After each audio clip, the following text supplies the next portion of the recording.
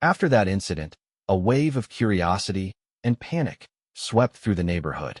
One by one, the neighbors started taking DNA tests, desperate to confirm their paternity and uncover the truth hidden in their own families. Whispers filled the air, secrets unraveled, and what once seemed certain was now questioned. But let me start from the beginning, because this story is too good to skip any details. Ronald returned home late one evening, worn out from his business trip, but still relieved to be back.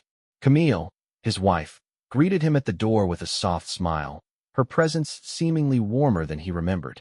Over the years, he'd gotten used to calling her Cammy, since college, in fact, but tonight, something about her seemed off. She looked more alive, a bit too eager, like she had been waiting for something. Ronald brushed it off, blaming his exhaustion from too many airports and long flights. "Ronald, honey, I have some news," Camille said, her grin slightly shy, but her eyes glinting with something that didn't match her gentle smile. "I'm pregnant." The words hung in the air like an unexpected chill, and Ronald froze for a moment. It felt like time had stretched. He forced himself to steady his breath, giving her a nod before pulling her into a hug. He smiled weakly. "That's great, Camille," he murmured, even though his mind was racing. She squeezed his hand a little tighter. "We're having twins, Ronald." Twins. The word hit him harder than he expected, settling like a weight in his chest. He tried to smile, nodding as she excitedly shared details about doctors, due dates, and plans that felt more like distant noise to him. His mind wasn't in it. He wasn't even sure how he was supposed to feel. "We'll need to throw one of those big gender reveal parties, you know," she said, moving on without missing a beat. Her voice sparkled with excitement. "With games and contests. Won't that be so fun?" Ronald's fatigue seeped into his bones. "Sure," he replied, his voice strained. "Whatever you want, Camille." Their young son, Matt, overheard them and bounced up. "A party." His face lit up, eager for the idea of fun and games. Ronald smiled faintly at Matt, ruffling his hair, but inside, he couldn't shake the unsettling feeling that gripped him. As he spent a few moments with Matt, listening to him talk about the party, Ronald's thoughts swirled, tangled with suspicion. He couldn't ignore it any longer. Camille's news had only confirmed what he'd already begun to fear. For months, he'd been picking up on things, small details about Camille's behavior, strange phone calls, late nights, and moments where her eyes seemed to dart away when he asked simple questions. He'd tried to ignore it all, but tonight, the weight of the truth felt unbearable. A few days later, Ronald found himself at the airport again, heading out for another business trip. His life had become a predictable cycle of flights and hotels. He'd grown used to the lonely hotel rooms, the haze of unfamiliar cities, and the constant hum of work. For years, he hadn't given much thought to what might be happening at home. He trusted Camille completely. Their marriage had always felt like a solid, unshakable foundation. But now, as he sat in his seat on the plane, a strange heaviness weighed on his chest. Ronald had never doubted Camille. She was his wife, the mother of his child, the woman he loved. But now, small details, insignificant at first glance, kept picking at him, forcing him to question things he never thought he'd have to. He pulled open his laptop, but instead of diving into his usual project files, his fingers hesitated over the keys. He navigated to a folder he'd avoided for weeks, a place he'd tucked away a part of his life he didn't want to face. It had been there all along, and now he couldn't pretend it didn't exist. Ronald scrolled through the screen, his eyes scanning the images, the quiet videos playing out in front of him. The content before him only fueled the rage that had been simmering inside him, an anger he'd been ignoring for far too long. He closed his eyes, leaned back, and tried to shake off the feeling of betrayal. His mind wandered, and before he knew it, the face of Kane, his neighbor, came to mind. Kane, with his easy smile and laid-back charm. The guy who'd come over to help Ronald clear the yard last summer, without even hesitating. Kane was the kind of guy who always had a joke ready, a slap on the back, a laugh that sounded like sunshine. But now, as Ronald's thoughts tangled, he wondered, could someone really be that genuine, that warm, that open? Could someone be so perfect without hiding something dark underneath? People can be chameleons, Ronald muttered to himself. They can wear masks, even the ones closest to you. What if everything he thought he knew had been a lie? His life was spinning out of control, and he could feel the path ahead splitting in two. The upcoming gender reveal party Camille had been obsessing over loomed in the distance. She'd mentioned it repeatedly, hinting that it would be a grand event, one for the books. Ronald had no doubt it would be a spectacle, one filled with balloons, confetti, and over-the-top decorations. But for him, this party wouldn't be a celebration of life. It would mark the final act in a drama he had no choice but to play. He wasn't ready to expose the truth just yet. He wasn't ready to tear down everything they'd built. And if he acted impulsively now, he'd risk losing it all. More than anything, he didn't want his son, Matt, to get caught in the middle of this mess. Matt was just a little boy, pure-hearted and full of joy. So he waited. The weeks dragged on. Camille was absorbed in the pregnancy, planning every little detail of the twins' arrival. She talked about cribs, baby clothes, and how fun the gender reveal party was going to be, never noticing the change in Ronald. She never saw how his warm, trusting gaze had turned calculating, how his late-night spin in front of the laptop had nothing to do with work anymore. Ronald played the role of the devoted husband, maintaining appearances while carefully constructing the future he was planning to escape to. He spent a lot of time with his son because, no matter what happened between the parents, the child was not to blame for their broken relationship. And yet, he met with his lawyer in secret, adjusted his finances, and found a modest place to live. He even took time to investigate his son's situation, something that had kept him awake at night with worry. Months passed, and Ronald mastered the art of patience. He smiled when he was supposed to, laughed when expected, but all the while, his resolve grew. Then, the day of the grand reveal arrived. Their backyard had been transformed. Tables dressed in bright colors, flowers, and banners decorated the lawn, and friends and family mingled. Camille, glowing with excitement, looked every bit the joyful, glowing mother-to-be, her smile lighting up the entire yard. Guests exchanged predictions about the baby's genders, their voices full of excitement and idle chatter. But Ronald moved through the crowd like a shadow. His face was serious, his thoughts a million miles away from the laughter around him. He was dressed in his best suit, one that hadn't seen the light of day in years. The sharpness of the fabric matched the steely look in his eyes. His gaze landed on Kane, who was laughing with another neighbor near the refreshments. Ronald's stare lingered for a moment, and Kane noticed him, flashing that familiar friendly smile. But Ronald didn't return it. He couldn't. The mask was slipping, and the truth was impossible to ignore any longer. Today, Ronald didn't need to pretend anymore. He stood tall, his eyes scanning the scene before him with the sharpness of a hawk. Every second of the past few months, filled with secrets and silent determination, had led to this moment. He was ready to take the step he'd been planning for so long, the step that would finally free him from the mess his life had become. The moment had arrived, and Camille, glowing with excitement, stepped up to the small platform they'd set up in the backyard. She smiled widely, calling for the crowd's attention as she began her speech. "Thank you all for coming to celebrate this special day with us," she said, her voice carrying over the crowd of friends, family, and neighbors. "Family means everything to us, and with our two little ones on the way, we're just so excited to start this new chapter together. So we thought a little fun contest would make today even more special." The crowd cheered, everyone eager for the grand reveal. In the center of the platform, a large balloon hovered, filled with either pink or blue confetti, ready to announce the baby's genders. Camille turned to Ronald, her eyes shining with expectation. He took a deep breath, feeling the weight of the last few months press heavily on his chest. But he managed to keep his composure. "Before we get to the big moment," Ronald said, raising his hand to quiet the crowd, "I'd like to give my wife a small gift." He took a deep breath, feeling the weight of the last few months press heavily on his chest. But he managed to keep his composure. "Before we get to the big moment," Ronald said, raising his hand to quiet the crowd, "I'd like to give my wife a small gift. I put a lot of thought into this," he continued, his voice steady, measured. "It's something personal, something that truly belongs to you." Camille's smile faltered slightly, surprised by the unexpected gesture, but she played along, probably thinking this was just another sweet surprise to add to the celebration. Ronald handed her a box, beautifully wrapped, with a neat ribbon and brightly colored paper that seemed almost out of place next to the cold, determined look in his eyes. "Go ahead," he urged, offering her the box with a slight tilt of his head. "Open it." The crowd fell silent, curious about what Ronald could possibly have for Camille. She opened the box slowly, her excitement fading as she peeled back the wrapping and lifted the lid. Inside, there were two stacks of papers. The first stack was thick, official-looking, with a bold stamp at the top, divorce papers. The second stack was thinner, but no less devastating, labeled with the words DNA test results, with Ronald and Matt's names printed at the top. The color drained from Camille's face as she pulled out the papers, her hands trembling as she tried to make sense of what she was holding. A murmur rippled through the crowd, confusion spreading like wildfire. Everyone froze, their eyes shifting between Ronald and Camille, waiting for an explanation.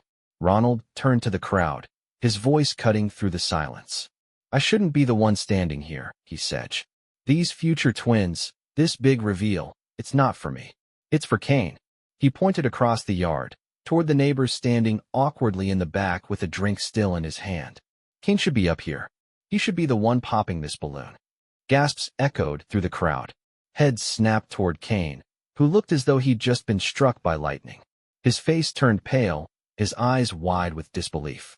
His wife, standing beside him, froze, her hand clutching her glass so tightly her knuckles turned white.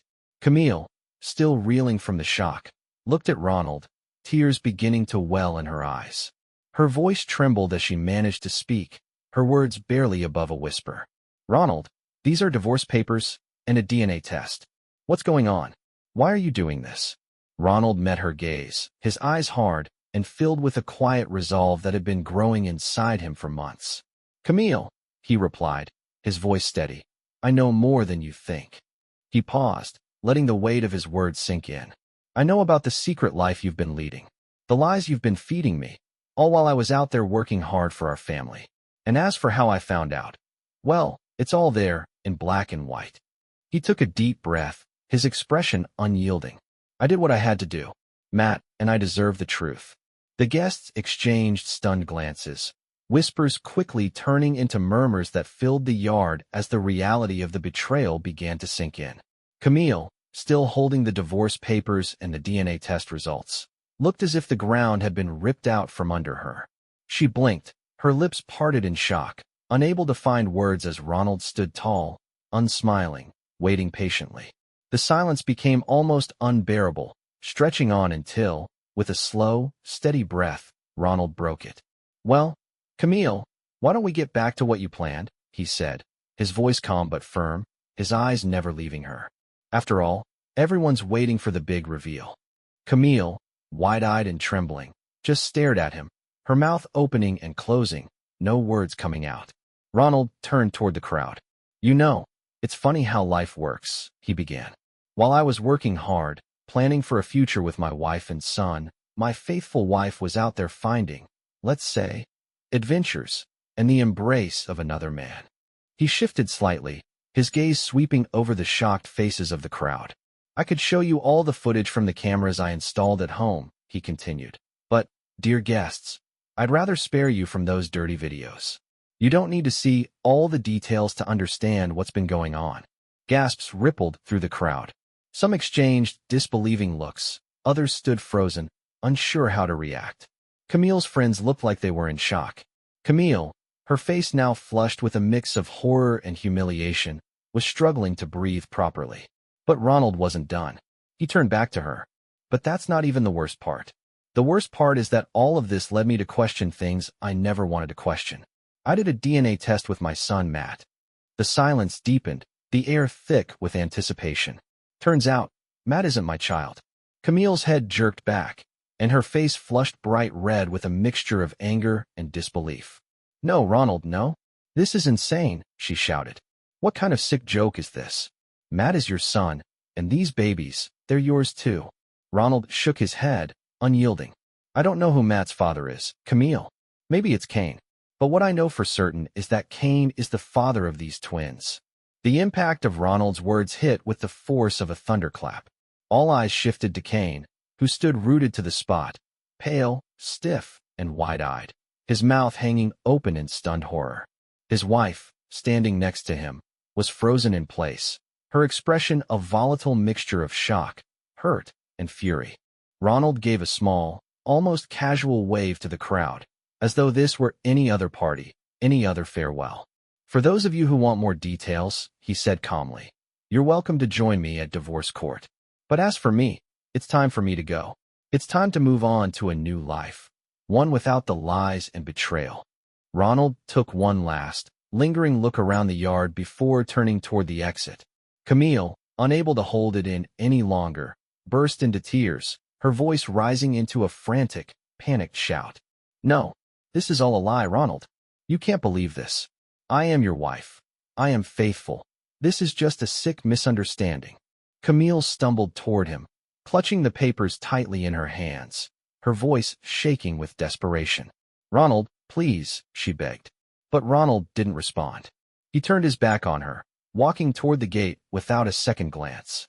As he made his way toward his car, Kane stepped forward, anger twisting his features. "Ronald, come on, we need to talk. You can't just walk away," he hissed, reaching out to stop him. Ronald didn't break his stride.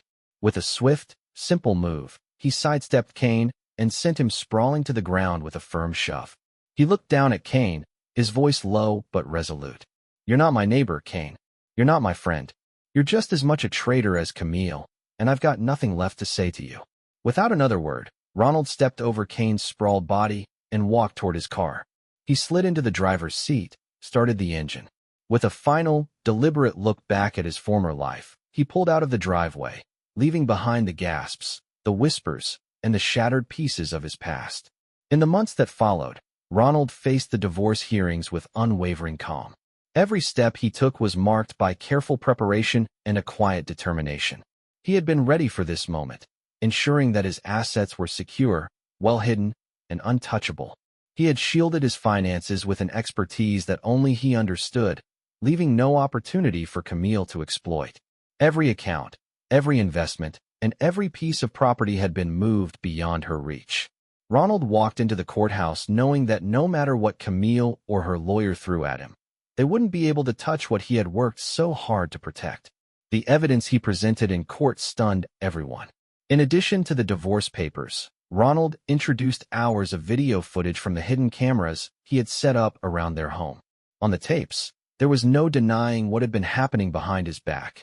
Camille and Kane were clearly seen together in various rooms, laughing, whispering, embracing, doing things that should have been reserved for the man who had dedicated his life to providing for them. The footage, combined with Ronald's account of the years he had spent working tirelessly for his family, painted a damning picture. As the judge watched the tapes, his expression hardened. Camille, unable to meet anyone's eyes, squirmed uncomfortably at her table. When the twins were born, Camille and Kane's last hope for a future together was dashed. A DNA test confirmed that Kane was not just the father of the twins, but also of Matt, the child Ronald had raised as his own. The revelation was devastating, revealing a 3-year affair that had lasted nearly half of Ronald and Camille's marriage. The timeline was clear, and there was no denying the depth of the betrayal. Meanwhile, Kane found himself facing his own courtroom battle. His wife, upon learning the truth, filed for divorce, armed with the evidence Ronald had decently shared with her. She walked away with nearly everything, along with a sizable alimony check. Kane, who had once joked and laughed freely with Ronald across the backyard fence, was now left to deal with the consequences. He was burdened with 3 children and alimony payments he couldn't possibly afford. He and Camille were left to face each other, not as partners, but as 2 people trapped by their own lies, with a mountain of debt and a daunting task ahead of them. Raising 3 children without the security and trust they had once taken for granted. For Ronald, the outcome was exactly what he had hoped for. The court took the matter seriously, acknowledging the state's legal stance on infidelity. Given the overwhelming evidence, the judge noted that Camille's actions constituted a clear breach of marital trust. In this jurisdiction, adultery carried weight in divorce proceedings, and the court was prepared to factor it into its final decision. Their state recognizes reduced marital settlement due to adultery, meaning that Camille's infidelity would directly impact the division of assets. Given the overwhelming proof of her betrayal, the court ruled in Ronald's favor. Ronald was entitled to the majority of their marital property, while Camille was left with only a fraction of what she had expected. The ruling was swift and decisive. She had broken the vows that bound them, and in return, she lost the privileges that came with them. He emerged from the trial with his assets intact, his dignity restored. In the courtroom, The truth had been undeniable, and Camille's attempts to portray herself as a misunderstood woman caught in an impossible situation had been shattered. The years of suspicion, heartbreak, and betrayal had finally been wiped away. He wasn't the husband who had been blindsided. He was the man who had taken control of his life and walked away stronger. As he stepped out of the courthouse, his mind drifted toward the future. He thought of a quiet beach somewhere warm and peaceful, with an endless ocean stretching as far as the eye could see. That was where he would go next, he decided. A place where the sound of the waves could drown out the noise of the past year. He would let the sun and salt air heal his mind and heart, giving him the space he needed to put himself back together. All he wanted now was peace, a fresh start, and the chance to reclaim his life, free from the shadows of betrayal. Several months had passed since Ronald's dramatic revelation, and Camille and Kane's lives had unraveled into chaos. What they had once imagined as a passionate love story had quickly turned into a grim reality. They were left without support, without friends, and, most painfully, without the comforts they had taken for granted. Camille lost more than just a husband. She lost the financial stability that Ronald had provided, the respect of her family and friends, and, most importantly, the illusion of security. After the divorce, the court granted her full custody of the children. With no steady income, Camille struggled to cover even basic expenses. She had assumed that Kane would step up and provide for them, but reality quickly shattered that illusion. His alimony payments were meager, his financial situation crumbling after his own divorce. He had lost everything: his home, his credibility, and the comfortable life he had once enjoyed. Kane had always been the carefree, joking neighbor, but now, no one was laughing. His former friends avoided him. Even those who had once enjoyed his company didn't want to be associated with a man whose name had become synonymous with scandal. He found himself trapped, unable to move forward yet unwilling to take full responsibility for the mess he had created. At first, Camille and Kane clung to the idea that they could make things work. But that illusion faded fast. Their relationship, built on secrecy and deceit, had no real foundation. Without the thrill of sneaking around, without the comfort of Ronald's steady income keeping them afloat, the cracks widened. Resentment took root. Camille blamed Kane for ruining her life. Kane, in turn, accused Camille of leading him into a disaster he could never have foreseen. Their once whispered words of love turned into bitter arguments. Before long, Kane packed his things and walked out, leaving Camille alone with 3 children and no support. Raising 3 children on her own was far from the glamorous life she had envisioned. With no financial backing and no way to afford their home, Camille was forced to move into a cramped apartment in a less desirable part of town. The elegant woman who once hosted lavish parties now found herself scraping by, counting every dollar. The friends who had once admired her turned their backs, unwilling to associate with a woman whose lies had been exposed so publicly. She applied for jobs, but none paid enough to sustain her old lifestyle. The woman who once spent her days planning extravagant parties and brunches now spent them searching for bargains at discount grocery stores. Kane fared no better. His ex-wife had taken him for all he was worth, and his reckless decisions had left him with nothing. Burdened by child support payments and debts, he bounced between cheap rentals and couch surfing with distant acquaintances who quickly grew tired of him. The once charming man, who had been so full of confidence, now found himself avoiding eye contact in the grocery store, ashamed of what he had become. The years passed, but the wounds never healed. Kane never regained his former life. Camille never found the happiness she had imagined with him. The love affair that had once seemed exciting had become nothing more than a painful memory, a reminder of everything they had lost. Meanwhile, Ronald had moved on. Despite everything that had happened, despite the betrayal and the pain, Ronald couldn't turn his back on the little boy he had raised as his own. No matter what the DNA test had said, Matt was still the child he had tucked into bed at night, the boy who would run to him with open arms every time he came home from a business trip. Blood didn't change that. At first, he had tried to distance himself, telling himself it was for the best. But every time he saw Matt's face in his mind, those bright eyes full of love and trust, he knew he couldn't walk away. The child had done nothing wrong. He was innocent in all of this. And if Ronald abandoned him now, he would only be punishing the boy for the sins of his mother. One evening, as he sat in his quiet new home, his phone rang. It was Matt. "Daddy." The small voice on the other end made Ronald's chest tighten. "Hey, buddy," Ronald answered softly, gripping the phone a little tighter. "Can I come see you this weekend? Please? I miss you, Daddy. You're my favorite daddy in the whole world." Ronald closed his eyes. His heart swelled, and in that moment, he knew there was never really a choice to make. He would always be Matt's dad, no matter what. From that weekend on, Matt spent as much time with Ronald as possible. Every Friday after school, Ronald picked him up and took him on adventures. They'd go fishing at the lake, catch a baseball game, or just sit at home and build Lego cities together. Matt never stopped calling him Daddy. Ronald cherished every moment. Watching Matt grow, hearing his laughter, seeing the way his eyes lit up when he talked about his favorite superheroes, it reminded him that love wasn't about DNA. It was about presence. It was about showing up. And Ronald always showed up. As the years passed, their bond only grew stronger. No matter what Camille did, no matter how many times Kane tried to play father, Matt always ran back to Ronald. "I love you, Daddy," Matt would whisper before falling asleep in Ronald's guest room. "I love you too, buddy," Ronald would whisper back, brushing a hand through the boy's hair. It wasn't the life he had expected, but in many ways, it was better. Because through all the betrayal, through all the pain, Ronald had found the one thing that truly mattered, a son who loved him unconditionally. And that was more than enough. He built a new life, free from lies and deceit. He found peace, and most importantly, a future he could look forward to.